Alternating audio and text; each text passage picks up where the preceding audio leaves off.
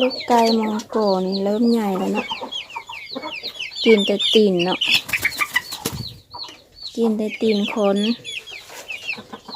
มาลิ้นก็กินแต่ตีนคนนี่ตัวนี้ตัวผู้หรือตัวแม่ตัวผู้หรือตัวแม่เบิ้งงามแท้อีลูกงามแท้เบิ้งตัวนี้สี่ตาตัวนี้สี่ตัวผู้ตี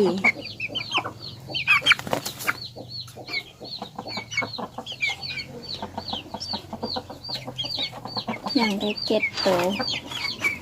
เริ่มใหญ่ขึ้นแล้วเนาะโอ้สุดใหญ่ขึ้นแล้วเป็นบ่าวเป็นสาวแล้วตัวน้อยๆนี่ก็ยาวขึ้นแล้วเฮ้ยกินให้มันใหญ่เลยก็เลยกับบ้างง่ายๆนี่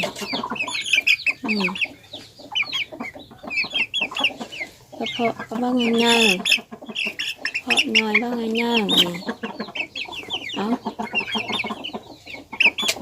กินไปกินเมื่อนี้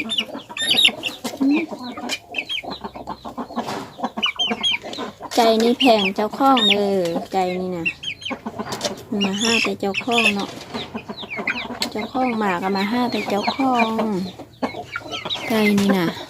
มีความผูกพันกับเจ้าของไล่เลยไก่อันนี้นะแพงเด้ไปแซ่ก็ไปนำก้นไอ้ต้อยไปแซ่ก็ไปลูกไก่นี่มีความผูกพันกับคนได้บ้างดีแล้วบอกหัวนี่นะดีแล้วแข่งนี้ลูกเศร้านี่